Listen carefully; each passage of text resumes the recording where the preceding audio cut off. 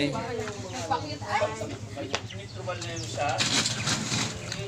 Bye-bye.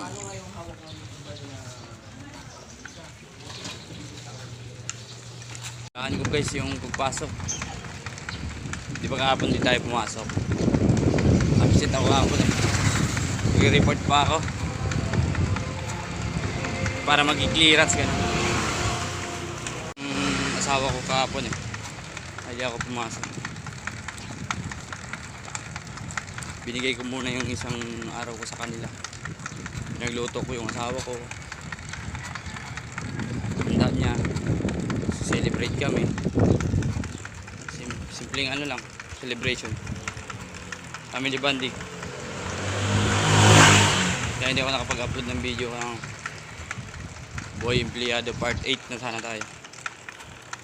Sumasayad yung ano, cable ng brake sa bike ko.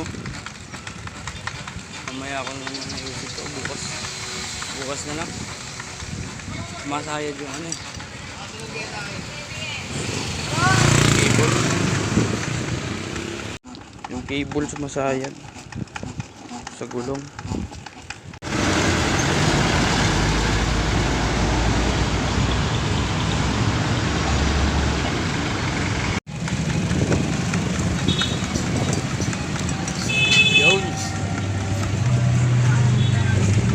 Dami nagka-counterflow.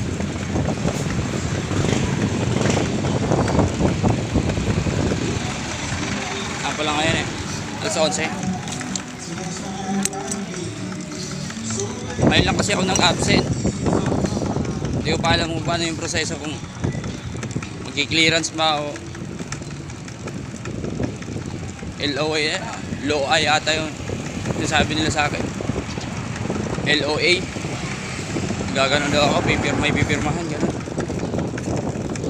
Kaya hindi ko tuloy na check yung bike ko kung okay o ano. Isalign pala yung gulong ko sa likod. Lamang yung sa may kaliwa. Guys, so, sobrang init na. Tirik na tirik. Kailangan natin magtiyaga guys eh. Meron tayong gustong patunayan eh. Pag may gusto ka, makukuha mo yun. Tiyaga ka lang. Tirik na tirik ko.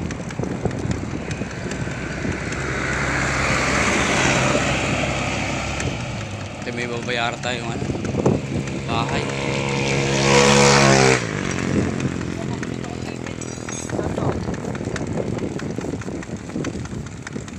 Babayaran naman bahay ngayon.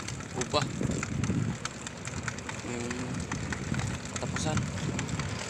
Tapos yung lisensya ko, i-renew ko pa para makakuha na tayong motor. Motovlog naman tayo.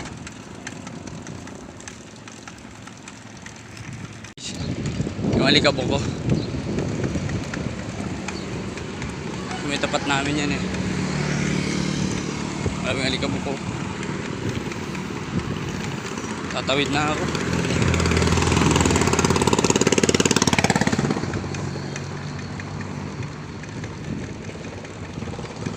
Nalanghap mo talaga yan, sulit yan. Sige na guys, malapit na rin ako eh.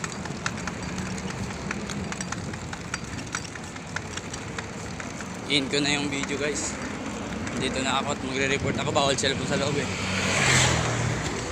Salamat sa panonood mga chong, mga men, mga kabudol. Peace out.